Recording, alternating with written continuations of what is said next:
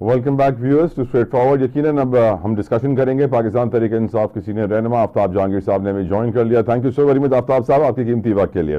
آفتاب صاحب, ملک کے جو معاشی حالات ہیں, جیسی مہنگائی ہے, جو ہم جانتے ہیں ہر کوئی سفر کر رہا ہے اس وقت کرنٹ سچویشن سے, بانی پی ٹی آئی کا یہ کہنا کہ نئے الیکشن کی تیاری کریں, اس کی اپیل کرنا, کیا درست عمل ہے سر؟ یہ نئے الیکشن بھی تو ایسے ہی ہو جائیں گے سر, سیم اولڈ. اچھا دیکھیں, مسئلہ یہ ہے کہ اگر ایک غلطی آپ بار بار دہرائیں گے تو پھر اس کا نقصان تو الٹیمیٹ کسی نہ کسی کو تو ہوگا.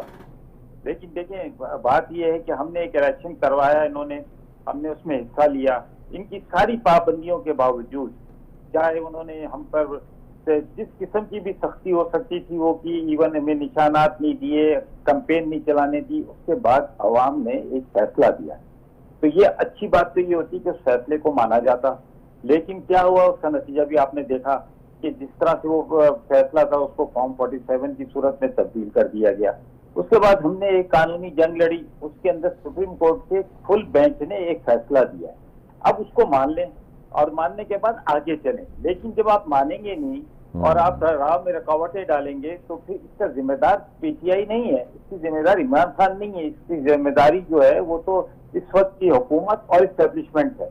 اگر آپ چاہتے ہیں کہ پاکستان ترقی کرے جیسے دنیا کے اندر دوسرے ممالک نے ترقی کی ہے, وہاں پر جو ہے ابھی جو ہے بنگلہ دیش نے کتنی ترقی کی ہے, لیکن وہاں ایک ایشو کے اوپر وہاں کی عوام باہر نکلی ہے اور اس کو سنجیدگی سے سوچنا پڑے گا بنگلہ دیش کی حکومت کو. اسی طرح پاکستان کے اندر بھی جب عوام نکلی ہے, عوام نے نکل کر ووٹ دیا پرامن طریقے سے, اور تو اس کے باوجود جب آپ اس رزلٹ کو نہیں مانیں گے اور پھر غلطی سے غلطی دہراتے جائیں گے تو الٹرنیٹ اس کا نقصان جو ہے وہ تو پھر پاکستانی قوم کو اٹھانا پڑے گا. اور خدا نہ خواستہ جب پرامن قومیں جب باہر نکلتی ہیں, تشدد کی طرف جاتی ہیں, احتجاج کی طرف جاتی ہیں, تو ملک کو بڑا نقصان ہوتا ہے.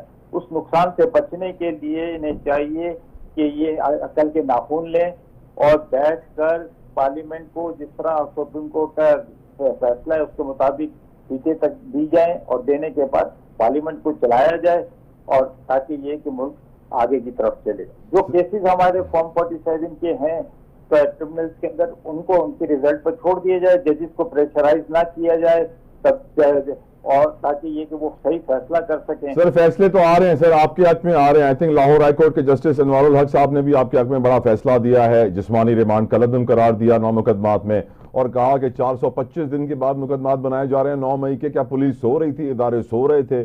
تو یقیناً ریلیف تو مل رہا ہے عدلیہ کی طرف سے. شاید یہی وجہ ہے کہ آج اے این پی کے افتخار حسین صاحب کہتے ہیں کہ ملک میں جو اصل جھگڑا ہے وہ عدلیہ اور اسٹیبلشمنٹ کے درمیان ہے, اگر یہ ختم ہو جائے تو حالات بہتر ہو جائیں گے. آپ اگری کرتے ہیں ان سے سر, اور آپ کو لگتا ہے کہ ریلیف آ رہا ہے؟ میں اس حد تک اگری کرتا ہوں کہ جو ہماری عدلیہ ہے وہ فیصلے تو دے رہی ہے, لیکن بعض جگہ پر جو معاملات ہیں ان لوگوں نے ذاتی لے لیے, چاہے chief justice of supreme court ہو, چاہے چیف جسٹس اسلام آباد ہائی کورٹ ہو. یہ ذاتیات ان کو کوئی ذاتی ہم سے کوئی تکلیف ہے اس کا پتہ نہیں ہے کہ بتا دیں بھائی یہ آپ کی وجہ سے ہمیں یہ تکلیف ہے, ہم وہ کوشش کریں گے وہ تکلیف دور ہو جائے ان کی. لیکن یہ کہ جب تک آپ فیصلے صحیح طریقے سے کریں گے اور وہ سارے ادارے تاکہ ملک آگے چل سکے, تو یہ جو بات افتخار صاحب نے کی ہے وہ بالکل مناسب ہے کہ یہ مطلب عدلیہ کے چیفز نہیں, عدلیہ کے عام ججز جو سینئر ججز ہیں جو ہے ان کے عہدے کے درمیان مختلف رائے رکھتے ہیں.